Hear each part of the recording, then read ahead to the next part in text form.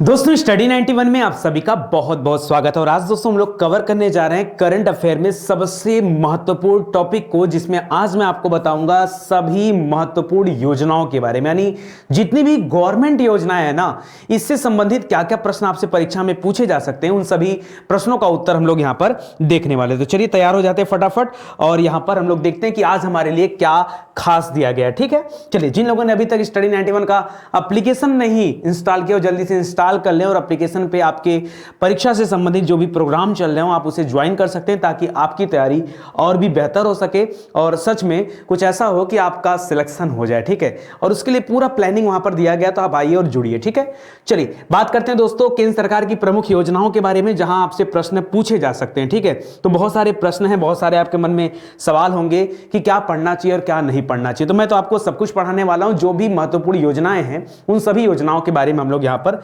देखने वाले हैं और सीखने वाले हैं। ठीक है, चलिए शुरू करते हैं दोस्तों। तो पहली योजना आपके सामने है अटल पेंशन योजना। देखो हर योजनाओं में बहुत सारी चीजें दी गई होती है, लेकिन हमें बहुत सारे तथ्यों पर ध्यान नहीं देना है। हमें क्या करना है, जो हमारे लिए मोस्ट इंपॉर्टेंट है, जो हमारे लिए जरूरी है, उन योजनाओं पर हमें फोकस करना होता है, ध्यान देना होता है। ठीक है, और उसके कुछ पॉइंट्स आपको याद रखने, क्योंकि पूरी योजना में बातें तो बहुत सारी होती हैं, लेकिन सभी पॉइंट्स आपको ध्यान नहीं देने होते हैं। ठीक है, यहां पर कुछ लिमिटेड पॉइंट्स हैं, केवल वही पॉइंट्स आपको ध्यान देने। ठीक है, तो अगर हम बात करें दोस्तों अटल पेंशन योजना की, तो जरा यहां पर ध्यान केंद्रित करिए। लिख रहा है इसका जो उत्तरदायी मंत्रालय है, यानी कोई ना कोई मंत्रालय होगा ना जिसने इस योजना को इंट्रोड्यूस किया होगा, लाया होगा। तो कौन सा मंत्रालय? ये हमारी जो वित्त मंत्रालय है, जो हमारी मिनिस्ट्री ऑफ फाइनेंस है, ये उसके द्वारा लाया गया था। और इसको लॉन्च कब किया गया था? तो 9 मई 2015 को। ठीक है, 9 मई 2015 को। देखिए अगर हम बात करें मोदी जी के कार्यकाल के बारे में, तो उनका कार्यकाल 2014 से शुरू हुआ था और अगले ही वर्ष 2015 में मई महीने में, याद रखेगा, अटल पेंशन योजना की शुरुआत किया गया था 2015 में। कैसे भी करके आप याद रखेगा, लेकिन इंपॉर्टेंट है। उस समय वित्त मंत्री कौन थे? अरुण जेटली जी थे, लेकिन अभी हमारे बीच में नहीं रहे, तो इनका नाम भी आप याद रखेगा। और कह रहा वर्तमान में 2019 में वित्त मंत्री कौन है? तो याद रखेगा निर्मला सीतारमण। ठीक है, निर्मला सीतारमण। अच्छा, इस समय अगर आप देखते जाएं तो धीरे धीरे बहुत कुछ आपको चेंजिंग नजर आएगी। ठीक है, ये उस समय का डेटा है और आपको धीरे धीरे अपडेट होकर के चलना है। कह रहा है कि निर्मला सीतारमण जी जो हैं, ये भारत की पहली महिला वित्त मंत्री भी हैं, तो इनका नाम भी आप याद रखिएगा। करा इस योजना का उल्लेख 2015 के बजट भाषण में तत्कालीन वित्त मंत्री अरुण जेटली द्वारा किया गया था।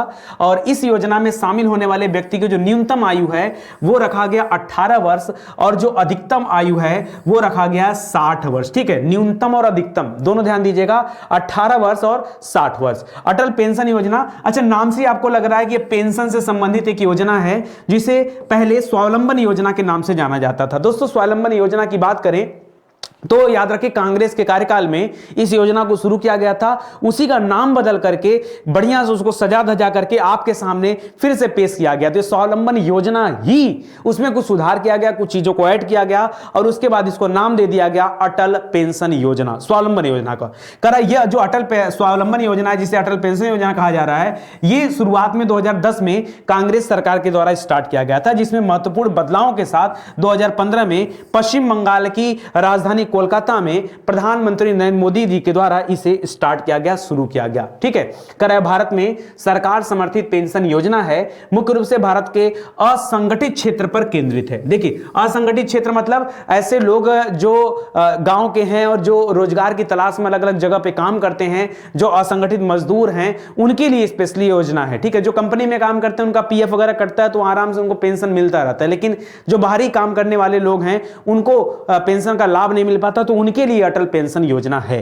करा इस योजना का मुख्य उद्देश्य भारत में पेंशन प्राप्तकर्ताओं की संख्या में वृद्धि करना है, जो मई 2015 तक भारत की आबादी का केवल 20% था। अगर हम 2015 के आंकड़ों की बात करें तो कह रहा है कि उस समय केवल 20% लोग ही इस पेंशन योजना से जुड़े थे, जो कि आगे बढ़ा करके इसका योगदान, सरकार का टारगेट था कि क्या करना है, इसको बढ़ाना है। ठीक है, इसका कुल योगदान 50% या 1000 रुपए जो कम राशि होगा। अच्छा कह रहा है कि इसमें दिया कितना जाएगा, तो 50% या जो 1000 रुपए में जो कम राशि होगा, ठीक है, इस तरह से इसको बढ़ाया जाएगा, आगे काम किया जाएगा। तो फिलहाल ये तो अलग चीजें हैं, और 1000 रुपए से 5000 रुपए तक का विकल्प चुनने का ऑप्शन होगा, बहुत सारी चीजें हैं, वो आपको ध्यान नहीं रखना। आप मिनिमम और मैक्सिमम एज याद रखिए, किस मंत्रालय ने इसे शुरू किया याद रखिए, समय क्या था ये याद रखिए। अटल पेंशन योजना। दूसरा योजना है दोस्तों प्रधानमंत्री उज्ज्वला योजना। योजना। कौन सा? उज्ज्वला योजना। ठीक है, तो याद रखें दोस्तों, यह किस मंत्रालय के द्वारा स्टार्ट किया गया? यह ministry of petroleum and natural gas. ठीक है, प्राकृतिक गैस, पेट्रोलियम और प्राकृतिक गैस मंत्रालय जो है, धर्मेंद्र प्रधान जी इसके जो है हेड हैं इस समय, तो इसको भी याद रखेगा। बाकी इसकी शुरुआत 2016 में किया गया। ठीक है, तो उज्ज्वला वाला 2016 में, वो वाला जो इसके पहले पड़ा था दोस्तों, वो स्टार्ट हुआ था 9 मई 2015 को, और यहां पर जो उज्ज्वला की बात आ रही है ये स्टार्ट हुआ है 1 मई 2016 को। तो दोनों तथ्यों को याद रखेगा। धर्मेंद्र प्रधान पेट्रोलियम मंत्री हैं, और प्रथम वर्ष के कनेक्शन का वितरण का जो लक्ष्य रखा गया था वो 1.5 करोड़ का लक्ष्य रखा गया था, यानी 15 मिलियन मतलब 1.5 करोड़ का लक्ष्य रखा गया था। और संजोग ऐसा है कि जो वास्तविक प्राप्ति हुआ वो कहीं ना कहीं इससे ज्यादा हुआ, 2.2 करोड़। ठीक है, यानी कि 22 मिलियन लोग जो हैं इस योजना से जुड़े, यानी लक्ष्य से ज्यादा की प्राप्ति हुई। तो ये योजना बहुत ही दमदार योजना थी। अभी हाल फिलहाल में आपने पढ़ा होगा कि 100% एलपीजी सिलेंडर देने वाला राज्य कौन सा बना है? तो आपका कौन सा बना है? हिमाचल। ठीक है, तो उसको भी याद रखेगा, तथ्यों से मत भागिए, एक एक तथ्यों को आपको याद रखना है। ठीक है, आगे बढ़ते हैं दोस्तों। उज्ज्वला योजना, स्वस्थ ईंधन बेहतर जीवन, ये इसका क्या है जो है टैगलाइन है। आगे इस योजना का उद्देश्य भारत के गरीबी रेखा, यानी जो बीपीएल परिवार के लोग हैं, यानी बिलो पॉवर्टी लाइन, यानी जो गरीबी रेखा है उससे नीचे जो लोग हैं उन परिवारों को कनेक्शन देना है। और ऐसे में टारगेट रखा गया 5 करोड़ घरेलू कनेक्शन का। ठीक है, तो एक बड़ा टारगेट था और इस टारगेट को पूरा भी किया जाना धीरे धीरे। 23 अक्टूबर 2017 तक इस योजना के द्वारा 30 मिलियन गैस कनेक्शन वितरित किए जा चुके थे, जिसमें 44% जो है वो अनुसूचित जाति, यानी जो एससी वाले लोग हैं या फिर जो जनजाति है, यानी शेड्यूल कास्ट या शेड्यूल ट्राइबल जो हैं, उनको यह कनेक्शन वितरित करने का लक्ष्य रखा गया था और वो भी पूरा हो रहा है। करा दिसंबर 2018 तक इस योजना के द्वारा लक्ष्य से ज्यादा 58 मिलियन कनेक्शन वितरित किए जा चुके हैं। इसी कारण भारत में 2014 की तुलना में 2019 में एलपीजी की खपत में वृद्धि हुई। और कितनी वृद्धि हुई? तो 56% की वृद्धि हुई। परीक्षा में जनरली क्या पूछा जा सकता है? ये आंकड़े भी पूछे जा सकते हैं, तो आंकड़ों पर भी थोड़ा बहुत आपका ध्यान होना चाहिए। ठीक है, अगली योजना देखते हैं दोस्तों, stand up India scheme. Stand up India scheme, देखिए ये पुरानी स्कीम्स मैं जरूर बता रहा हूं, लेकिन कहीं ना कहीं परीक्षा में आपको यहां से क्वेश्चन मिलते ही मिलते हैं। ठीक है, तो स्टैंड अप इंडिया देख लीजिए। इसका जो ध्येय वाक्य यानी जो मोटो था वो था करें प्रयास पाएं विकास, करें प्रयास पाएं विकास। इसका जो उत्तरदायी मंत्रालय था वो था वित्त मंत्रालय, मिनिस्ट्री ऑफ फाइनेंस। इसको लॉन्च किया गया 5 अप्रैल 2016 में। ठीक है, उज्ज्वला योजना के ठीक पहले स्टैंड अप योजना लाया गया था, क्योंकि उज्ज्वला योजना लाया गया था 1 मई 2016 को, 1 मई 2016 को, और जो स्टैंड अप वाला था ये 5 अप्रैल 2016 को लाया गया। 2015 में इसके ठीक पहले अटल पेंशन योजना लाया गया था। तो अटल पेंशन योजना आप लोगों ने पढ़ा, ये कब लाया गया था? ये लाया गया था 9 मई 2016 को, 9 मई 2016 को। और इस वाले में क्या था? इस वाले में था उज्ज्वला योजना। ठीक है, उज्ज्वला योजना। तो ये सभी चीजों को आप याद रखिए, कोरिलेट करिए, बार बार बोलते चलिए ताकि चीजें आपको याद रहे। उस समय अरुण जेटली जी क्या थे? वित्त मंत्री थे। वर्तमान में निर्मला सीतारमण जी हैं। ठीक है, आगे बढ़ते हैं, स्टैंड अप इंडिया से आगे चलते हैं। करा स्टैंड अप इंडिया जो था इसका उद्देश्य क्या है? करा इस योजना का उद्देश्य भारत में महिलाओं को और अनुसूचित जाति और जनजाति, जाति और जनजाति दोनों करिएगा, अनुसूचित जाति और जनजातियों के बीच उद्यमशीलता को बढ़ावा देना है, यानी एंटरप्रेन्योरशिप को बढ़ावा देना है कि लोग उद्योग से जुड़े, लोग क्या करें? नई नई कंपनी फॉर्म करें। कंपनी जरूरी नहीं, उद्योग से जुड़े, उनके अंदर इंटर्नशिप की भावना आनी चाहिए। ठीक है, इंटर्नशिप नहीं उसको बोलिए, उसके लिए पर्टिकुलर वर्ड बोलिए कि इंटरप्राइजेस या फिर उद्यमशीलता बोलिए, वो ज्यादा अच्छा है, बेहतर है। ठीक है, करा यह योजना कृषि क्षेत्र के बाहर नए उद्यम स्थापित करने के लिए महिलाओं और अनुसूचित जाति और जनजाति, यहां अप्लाई करिएगा, अनुसूचित जाति और जनजाति वर्ग के लोगों को ऋण उपलब्ध कराएगी, जिसमें ऋण की सीमा कितनी होगी? तो 10 लाख रुपए से 1 करोड़ रुपए, 10 लाख रुपए से 1 करोड़ रुपए तक कोई भी व्यक्ति यहां पर लोन ले सकता है और वहां यहां पर क्या कर सकता है? वो जो है उद्यमशीलता को बढ़ावा दे सकता है। करा रीपेमेंट की कंडीशन क्या है? करा उधार ली गई राशि को 7 वर्ष में 3% ब्याज दर के साथ वापस देना होगा, मात्र 3%। अगर आप बैंक से लेते हैं ब्याज तो ऐसे में आपको ब्याज दर बहुत ज्यादा देना पड़ता है, कम से कम मुझे लगता है कि 8 से 10% का ब्याज दर देना पड़ेगा। तो यहां आपको बहुत लाभ मिल रहा है और यहां पर्याप्त टाइम भी आपको दिया गया, 7 साल में केवल 3% ब्याज दरों के साथ आपको पैसे लौटाने होंगे। ठीक है, तो ये स्टैंड अप इंडिया था। ठीक है, इसको याद रखेगा। एलिजिबिलिटी क्या होगा? करा इस योजना योजना के अंतर्गत उद्यमी का न्यूनतम जो आयु होनी चाहिए वो कम से कम 18 वर्ष का होना चाहिए, तब पता चलेगा इसको कि हाँ ये योजना में वो शामिल हो सकता है। इस योजना के अंतर्गत ऋण पाने वाले व्यक्ति का यह पहला उद्यम भी होना चाहिए। अगर वह व्यक्ति साझेदारी में उद्यम करता है तो उसे उस उद्योग में कम से कम 51% का शेयर धारक भी होना चाहिए, अगर वह किसी पार्टनरशिप बिजनेस में है तो, नहीं तो पूरा का पूरा वो अकेले भी कर सकता है। उधार लेने वाला व्यक्ति किसी भी बैंक के द्वारा दिवालिया घोषित न किया गया हो तब उसे इस तरह की योजना में शामिल किया जाएगा। अगली योजना है दोस्तों अमृत योजना। कौन सी है?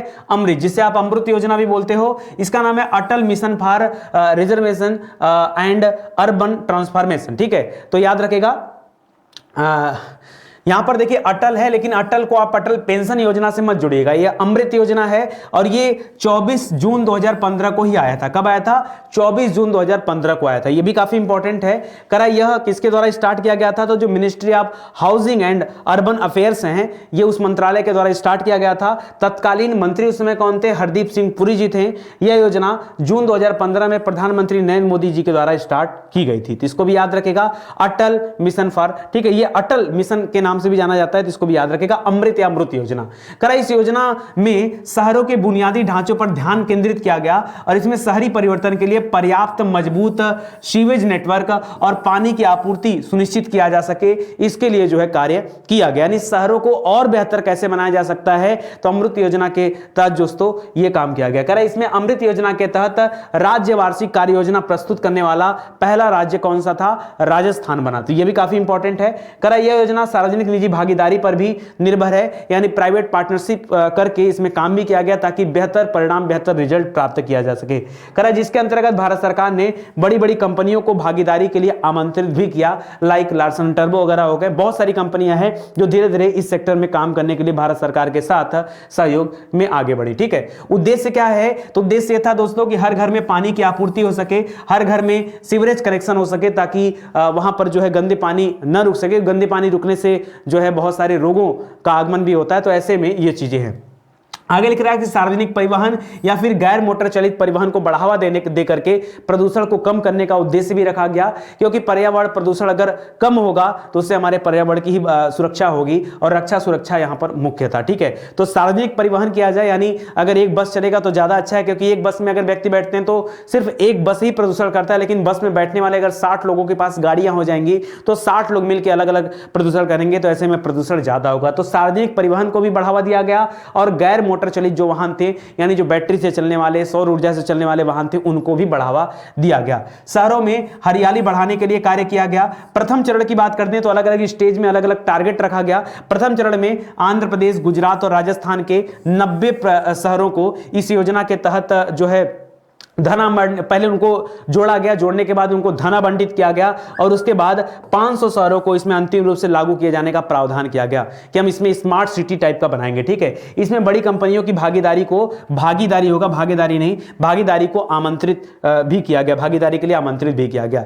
इसके बाद आपने देखा दोस्तों प्रधानमंत्री जनधन योजना आया, जिसमें लोगों को आप फ्री में खाता खोला गया, बैंक में खाता खोला गया, तो भी याद रखेगा। करा यह वित्त मंत्रालय का एक प्रोजेक्ट था, अरुण जेटली यहां पर वित्त मंत्री थे और प्रधानमंत्री जनधन योजना की घोषणा प्रधानमंत्री नरेंद्र मोदी जी ने स्वयं 15 अगस्त 2014 को किया, जब ये इनका पहला वर्ष था और बहुत भारी बहुमत से इन्होंने प्रधानमंत्री का चुनाव जीता था और प्रधानमंत्री बन चुके थे। लाल किला पर जाकर के भाषण देते समय उन्होंने अपना पहला अनाउंसमेंट किया था 2014 में। ठीक है, इस योजना की शुरुआत फिलहाल किया गया 28 अगस्त 2014 से। क्यों? क्योंकि अभी खाली भाषण में बोल दिया था इन्होंने, आगे 28 अगस्त 2014 को यह लागू हुआ। ठीक है, करा इस योजना के तहत उद्घाटन के दिन 15 मिलियन बैंक खाते खोले गए। Guinness book of world record में उस उपलब्धि को मान्यता भी दिया गया कि इतने कम समय में इतना ज्यादा खाता खोला गया, क्योंकि इसमें जो है मुफ्त में खाते खुल रहे थे, तो जिन लोगों के पास भी खाते नहीं थे उन्होंने भी खाते खुलाए। और खाते खुलाने के पीछे जो मुख्य उद्देश्य था सरकार का, वो था डीबीटी यानी डायरेक्ट बेनिफिट ट्रांसफर। इसमें क्या होता है कि आप देखते होंगे कि सरकार बहुत सारे बेनिफिट देती है, जैसे गैस पर सब्सिडीज वगैरह आती हैं। पहले सब्सिडी दूसरे के माध्यम से आपके खातों तक पहुंचती थी, तो सही मायने में आपको रुपए नहीं मिल पाते थे, लेकिन जब से डीबीटी आ गया, डायरेक्ट बेनिफिट ट्रांसफर, तो प्रत्यक्ष रूप से वो पैसे आपके खाते में पहुंच जाते हैं और उससे आपकी बचत होती है। ठीक है, तो इसके लिए दोस्तों यहां पर खाते खोले गए। अगला महत्वपूर्ण है दोस्तों आयुष्मान भारत योजना। याद रखिए आयुष्मान भारत योजना ये तो अभी दूसरे कार्यकाल में स्टार्ट हुआ, 23 सितंबर 2018 को ये स्टार्ट किया गया आयुष्मान भारत योजना।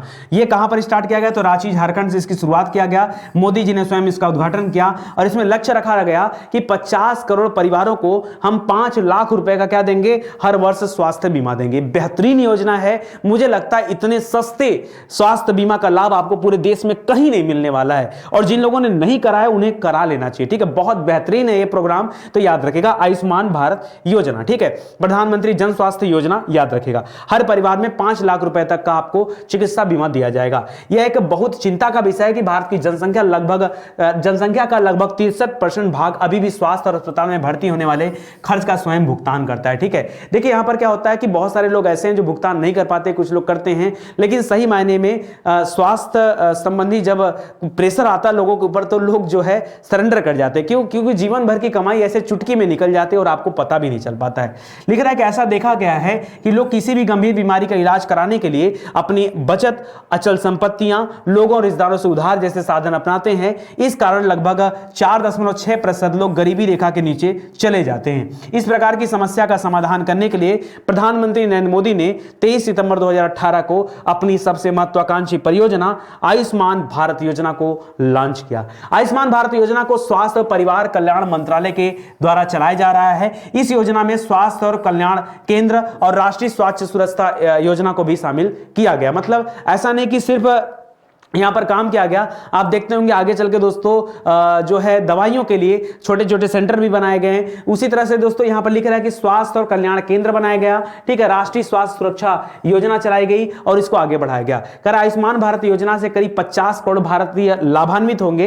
ठीक है, ये तो आपने देखी दिया, और 5-5 लाख रुपए का बीमा भी दिया जाएगा। कर योजना का लाभ मिलेगा 29 राज्यों को। हालांकि अब राज्यों की संख्या कितनी हो गई? 28 हो गई। उस समय 29 था, अब 28 राज्य हो गए। अब 29 राज्य नहीं है। क्योंकि जम्मू कश्मीर जो राज्य था अब वह केंद्र शासित प्रदेश के रूप में बदल चुका है और 445 जिलों को यह लाभ मिलना था। करा आयुष्मान भारत योजना के तहत प्रत्येक परिवार को हर वर्ष इलाज के लिए 5 लाख रुपए तक का व्यवस्था दिया जाएगा। इस योजना में लगभग 1350 बीमारियों को कवर किया गया है और यह सबसे बड़ी योजना है जिसमें इतनी ज्यादा बीमारियों को कवरेज दिया जा रहा है। इसमें सर्जरी, चिकित्सा और देखभाल उपचारों सहित दवाओं, निदान और परिवार में आने जाने वाली लागत का खर्चा भी इसमें सरकार वहन करेगी। नहीं, जनरली क्या होता है कि आप हॉस्पिटल जाते हैं, वहां जाके इलाज कराने पे जो खर्चा होता है सिर्फ वो खर्चा आपको रिम्बर्स होता है अगर आप कहीं मेडिकल क्लेम करते हैं तो, या आप अगर आप कहीं मेडिकल इंश्योरेंस कराए रहते हैं तो, अदरवाइज आपको नहीं मिलता। लेकिन यहां पर आपको जो है सरकारी सेवाओं में ये सारी चीजें मिलेंगी और आने जाने का खर्च तक भी सरकार वहन करेगी। योजना में रजिस्टर्ड किसी भी प्राइवेट या सरकारी अस्पताल में इलाज हो सकेगा। साथ ही यह योजना पेपर रहित और कैश रहित भी होगी। प्रधानमंत्री जन आरोग्य योजना, जिसे पीएमजे के नाम से जाना जाता है, यही आयुष्मान भारत योजना है। ये चाहे इसको जन आरोग्य योजना कह लो, चाहे उसको आयुष्मान भारत योजना कह लो। ठीक है, तो इसको भी याद रखेगा। करा कि पीएमजे योजना, मोदी केयर और राष्ट्रीय स्वास्थ्य सुरक्षा योजना जैसे नामों से भी जाना जाता है, तो इसको भी आप याद रखेगा। श्रम योगी मानधन योजना, श्रम योगी मानधन वृद्ध पेंशन योजना, ये वृद्धों के पेंशन संबंधित योजना है। जिस प्रकार से अटल पेंशन योजना थी उसी प्रकार की एक योजना है। करा श्रम मंत्रालय ने एक अधिसूचना जारी करते हुए कहा कि प्रधानमंत्री श्रम योगी मानधन योजना ये एक बहुत बड़ी योजना है जिसे 15 फरवरी 2019 से स्टार्ट किया गया। सरकार ने असंगठित क्षेत्र, वहां भी असंगठित क्षेत्र के कर्मचारियों के लिए योजना शुरू किया गया था और यहां भी वही है। ठीक है, इसको याद रखेगा, जिसका नाम प्रधानमंत्री श्रम योगी मानधन योजना दिया गया। ठीक है, करा इस स्कीम के जरिए केंद्र सरकार असंगठित क्षेत्रों में कार्य करने वाले कर्मचारियों को रिटायर होने की उम्र के बाद पेंशन ऑफर कर रहे हैं। ठीक है, कर ध्यान देने वाली बात यह है कि स्कीम एक प्राथमिक पेंशन स्कीम है जो लेबर क्लास असंगठित क्षेत्रों में कार्य करने वाले कर्मचारियों के लिए बनाई गई है। ठीक है, और खास करके वृद्ध लोगों को ध्यान में रख करके, तो इसको भी आप याद रखिएगा। ठीक है, चलिए आगे बढ़ते हैं दोस्तों। करा इस स्कीम के जरिए असंगठित क्षेत्रों के कर्मचारियों को न्यूनतम 3000 रुपए मासिक पेंशन अवेलेबल कराया जाएगा। 3000 रुपए, अगर आप इस पेंशन स्कीम से जुड़ते हैं तो मिनिमम महीने का 3000 रुपए आपको दिया जाएगा। वर्ष 2019-20 के लिए अंतरिम बजट में प्रधानमंत्री श्रम योगी मानधन वृद्ध पेंशन योजना की घोषणा किया गया और 15,000 रुपए तक के मासिक आय वाले असंगठित क्षेत्र के कामगारों के लिए इस योजना की शुरुआत की, यानी जिसका मिनिमम जो है मजदूरी है, वो भी मजदूर अपनी जो है यहाँ पर श्रम ये योजना है इसका लाभ ले सकता है, मानधन योजना। ठीक है, आगे करा इसके तहत कार्यशील आयु के दौरान एक छोटी सी राशि के मासिक अंशदान से 60 वर्ष की उम्र से 3,000 रुपए की निश्चित मासिक पेंशन प्राप्त की जा सकेगी। मुझे ऐसा लग रहा है कि आज से 50 साल बाद ये 3,000 रुपए का कोई मूल्य नहीं होगा। मुझे लगता है 2-3 हजार तो सब्जी में खत्म हो जाएगा। क्यों? अरे आज से 20 साल पहले 2-3 हजार बहुत बड़ा अमाउंट होता था, लेकिन आज क्या है, 200-300 रुपए में क्या होती, सब्जी आती है घर की, शायद वो भी नहीं आ पाती। ठीक है, तो अभी 2-3, अब यहाँ पे 50-60 साल तक जो आदमी पैसे भरेगा, ये 3,000 का कोई मूल्य नहीं रह जाएगा। आगे देखो, खैर अलग बात है। करा 29 वर्ष की आयु में इस पेंशन योजना से जुड़ने वाले असंगठित क्षेत्र के कामगार को केवल 100 रुपया प्रति माह का अंशदान देना होगा, और तब उसे 60 वर्ष की उम्र तक ये करते रहना होगा, हमेशा देते रहना होगा, तब जो उसे ये फायदा मिलेगा। ठीक है, 18 वर्ष की उम्र में इस पेंशन योजना में शामिल होने वाले कामगार को सिर्फ 55 रुपए प्रति माह का अंशदान करना होगा। केवल 55 रुपए महीना में आप अपना पेंशन जो है बना सकते हैं। करा सरकार हर महीने कामगार के पेंशन खाते में इतनी ही राशि जो है अपनी तरफ से जमा कराएगी ताकि ये पैसे एक्स्ट्रा हों। करा इस योजना के लिए 500 करोड़ रुपए की राशि आवंटित की गई है और इसे वर्तमान वर्ष से ही लागू किया जाएगा। ठीक है, तो इसको भी याद रखिएगा। आगे बढ़ते हैं दोस्तों, तो कुछ योजनाएं यहां पर दे रहा है दोस्तों, ध्यान दीजिएगा। जैसे जनधन योजना, प्रधानमंत्री जनधन योजना, मैंने बताया 2014 में स्टार्ट हुआ था। ज्यादा से ज्यादा लोगों को बैंक खातों से जोड़ना, ये इसका उद्देश्य था। स्किल योजना आया था दोस्तों, ये 15 जुलाई 2015 में आया था। युवाओं में कौशल विकास को बढ़ावा देने के लिए इस तरह की योजना लाई गई थी। मेक इन इंडिया का नाम सुना होगा दोस्तों, ये 2014 में आया था। ये 28 सितंबर को देश में विनिर्माण क्षेत्र को बढ़ावा देने के लिए मेक इन इंडिया को लाया गया, और आज देख रहे हैं कि भारत में बहुत सारे प्रोजेक्ट पर मेक इन इंडिया काम कर रहा है। ठीक है, आगे देखिए, स्वच्छ भारत मिशन लाया गया, ये 2014 में ही लाया गया, 2 अक्टूबर को। करा 2 अक्टूबर 2019 तक। ठीक है, यहाँ पे 2019 करेगा, 2019 तक देश को एक स्वच्छ भारत बनाना था, ये इसका उद्देश्य रखा गया था। 5 वर्ष का समय लिया गया था। सांसद आदर्श गांव योजना दोस्तों, ये 11 अक्टूबर 2014 को योजना आया था, और प्रत्येक सांसद द्वारा एक एक गांव को गोद लेकर के उसे विकसित करने का लक्ष्य रखा गया था, जिसे बहुत सारे लोगों ने किया। श्रमेव जयते योजना, ये 2014 की योजना है, और इसको भी याद रखेगा। इसमें श्रमिकों को विकास से समर्पित करने के लिए योजना दिया गया। करा बेटी बचाओ बेटी पढ़ाओ, ये 2015 में आया था, और इस योजना का लक्ष्य लड़कियों को पढ़ाई के जरिए सामाजिक और वित्तीय तौर पर आत्मनिर्भर बनाना है, ये इसका लक्ष्य रखा गया। हृदय योजना के तहत दोस्तों, जो हमारे टूरिस्ट प्लेस थे, जो सांस्कृतिक स्थल थे, उनको डेवलप करने के लिए रखा गया। करा विश्व विरासत स्थलों की देखभाल करना और इन शहरों का आर्थिक विकास करने का लक्ष्य रखा गया हृदय योजना के तहत। हृदय को आप अमरूद से मैच मत कराएगा। प्रधानमंत्री मुद्रा योजना दोस्तों, ये याद रखेगा, 15 करेगा, यहाँ पे गलत है। ठीक है, याद रखेगा, छोटे कारोबारियों को 50,000 रुपए से लेकर के 10 लाख रुपए तक का ऋण देने के लिए बनाया गया। उज्ज्वला योजना, जिसे उजाला योजना भी कहा जाता है, बिजली की खपत को कम करने के लिए एलईडी बल्बों का मुफ्त में वितरण किया गया। उज्ज्वला अलग करिएगा, उज्ज्वला जो है दोस्तों वो आपके एलपीजी गैस से संबंधित है। ये उजाला योजना अलग है, ये एलईडी बल्ब वाली योजना है। अरे जिसके बाद तो जो नॉर्मल बल्ब थे उनका चलन ही खत्म हो गया, अब तो एलईडी बल्ब ही आता है। ठीक है, अटल पेंशन योजना है, 2015 में आई थी। इसमें 18 से 40 वर्ष के असंगठित क्षेत्र के कामगारों को जो है यहां पर जोड़ा जाता है। प्रधानमंत्री जीवन ज्योति योजना, ये भी याद रखेगा। इस योजना में 18 से लेकर के 50 वर्ष के लोगों के लिए 2 लाख रुपए का जीवन बीमा किया जाता है, जिसमें 330 रुपए सालाना प्रीमियम जमा करना होता है। यह है प्रधानमंत्री जीवन ज्योति बीमा योजना। ठीक है, प्रधानमंत्री सुरक्षा बीमा योजना, इसमें 18 से 70 वर्ष के लोगों को कवर किया जाता है, और 2 लाख रुपए का जो है दुर्घटना बीमा दिया जाता है। इसमें केवल 12 रुपए प्रतिवर्ष ही आपको देना होता है, और आप चाहो तो अपने खाते से ऑटो डिडक्ट सिस्टम लगा सकते हैं, ताकि हर महीने आपके खाते से, अब देखो 150 रुपए कटने का कोई दिक्कत नहीं होता। ठीक है, वहां पे आप आराम से दे सकते हैं और इसका लाभ भी ले सकते हैं। स्मार्ट सिटी योजना दोस्तों याद रखेगा, ये 25 जून 2015 को आई थी, और इसमें 2015 से लेकर 2020 तक देश के 100 चुने हुए शहरों को स्मार्ट सिटी के रूप में विकसित करने का लक्ष्य रखा गया। अमृत योजना की बात कर दिया, तो मैंने आपको बताया था कि 2015 में आया था, और 1 लाख से अधिक जनसंख्या वाले 500 से अधिक शहरों को में आधारभूत सुविधाओं का विकास करना, जैसे सीवरेज वगैरह, स्वच्छ पानी, स्वच्छता, इन सबको ध्यान में रख के काम करना था।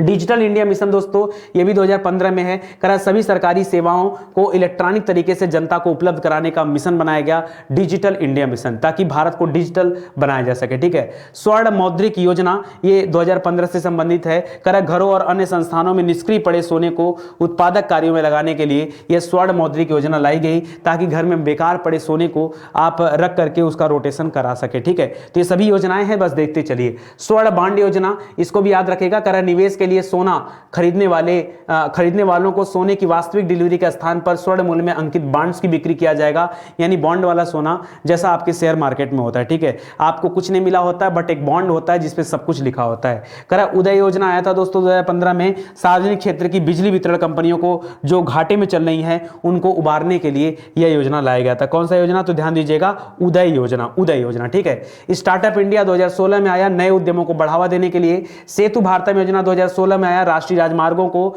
और जो उस पर रेलवे क्रॉसिंग हैं उनसे अलग करने के लिए दोस्तों इस योजना का निर्माण किया गया। ठीक है, जिसमें अंडर ब्रिज वगैरह या अंडरपास ब्रिज या ओवर ब्रिज जैसा भी बन सकता है वो चीजें बनाई गई। स्टैंड अप इंडिया था दोस्तों, याद रखें 2016 से संबंधित, जिसमें महिलाओं को और SC ST के जो लोग हैं उनको जो है स्टार्टअप के लिए फंड दिया जा रहा था। ग्रामोदय से भारत उदय योजना, ये भी याद रखेगा, देश में सही विकास के लिए गांव का विकास पर बल देना चाहिए, उससे संबंधित है योजना। प्रधानमंत्री उज्ज्वला योजना, इसको भी याद रखेगा, गरीबी की रेखा से नीचे जो जीवन यापन करते हैं यानी जो BPL वाले हैं उनको LPG कनेक्शन उपलब्ध कराना।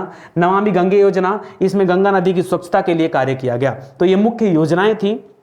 इधर भी देखेंगे तो बहुत ज़्यादा योजनाएं नहीं आई हैं, बट ये पुरानी योजनाएं हैं तो, लेकिन परीक्षा पॉइंट ऑफ व्यू से न जाने क्यों लगता है कि ये इंपॉर्टेंट है, तो एक आध सेशन होना चाहिए था और ले लिया गया। ठीक है, तो आगे उम्मीद करता हूं आपको अच्छा लगा होगा। इसी तरह से करंट अफेयर के भी बहुत सारी सीरीज में देते रहूंगा ताकि आपकी तैयारी बेहतर हो पाए। तो परेशान मत होइए, बस आप साथ साथ लगे रहिए, टेंशन मत लीजिए। ठीक है, आज के लिए बस इतना ही।